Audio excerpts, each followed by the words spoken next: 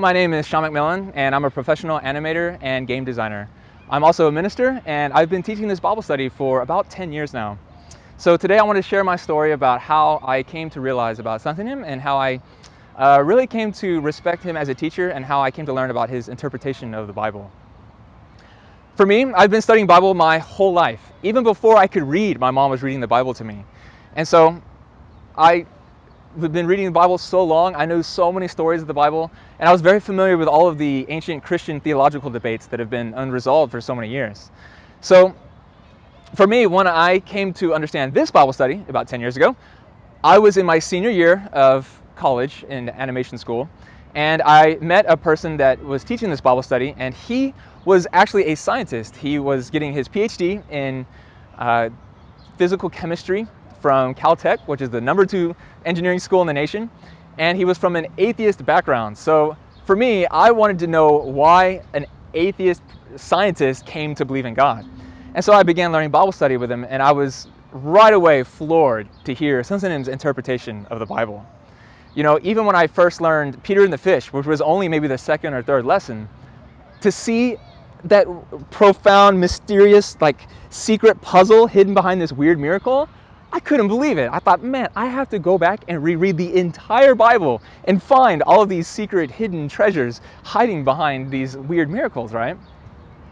And so obviously I was hooked from the beginning. And then later on, as I began to learn Son's interpretation of predestination and purpose of creation and Adam and Eve, I was blown away. Because in Christianity, there are so many debates over, for instance, absolute predestination. Actually, modern theologians in America, most of them believe more in Calvinist absolute predestination. They even go so far as to say that God predestines certain people for hell. You know, for me, I couldn't accept this. And so I was wondering about this, but I didn't really think anyone would have an answer. Of course, until I learned from Son, and I saw that this was a very reasonable way to interpret the Bible, so much so that I am even comfortable to defend my faith before scientists or even atheists. As I was learning Bible study, I just couldn't believe, related missions, John the Baptist, learning about all these just profoundly deep and mysterious ways to understand in a very reasonable way, all of those things that never made any sense. I just love learning from Son. I love his interpretation, and I really liked hearing the stories about his life of faith. Because a person cannot just think deeply and realize deeply about Bible. It's only up to your life of faith and how much you put the word into practice that you can realize. And so I knew that, all those stories about Son and the deep struggles that he went through and the things that, building Womangdong and being able to realize about how the prophecies in the Bible are fulfilled, nobody can do this unless they really live like the people in the Bible. And I came to respect Son because he did what the people in the Bible did. I like King Solomon because he wrote Proverbs. Well, Son has written so many Proverbs. I liked King David because he danced unashamedly before the people or before God and didn't care about what people thought. And I heard so many examples and even saw for myself Son doing this, being unashamed before the people, before his followers, and having that absolute confidence to take action, doing what God wants and not worrying about what people might think. So for me, I'm very proud to call Son my teacher, and for me, I am very thankful to have been able to learn Bible study in this way.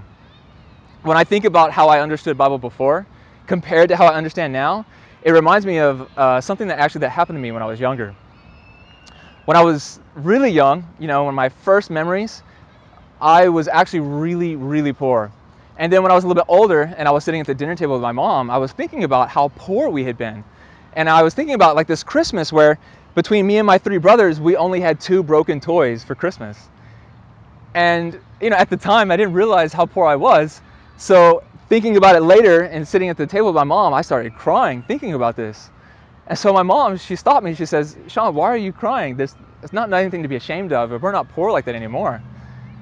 But for me to realize that I had been so poor and hadn't known it, it was the same thing after I came to Providence and realized how to truly understand Bible. Looking at the way I lived my life of faith before and the way I understood things in that shallow and materialistic way, And then comparing that to the way I understand now, really, it was that different. It's like coming out of it, not even realizing you had been living in a desert and then coming into a paradise oasis. So for me, I am so tremendously thankful. And because I love Bible study so much, I am continuing to teach this Bible study, and I'm even designing games based on the puzzles and the interesting high-level interpretation that Sunset gives. So for me, I'm very truly thankful to the Trinity for bringing me to this history, and I will continue to run until the end, and I hope to teach this Bible study until the end. So thank you, and that's what I wanted to share today.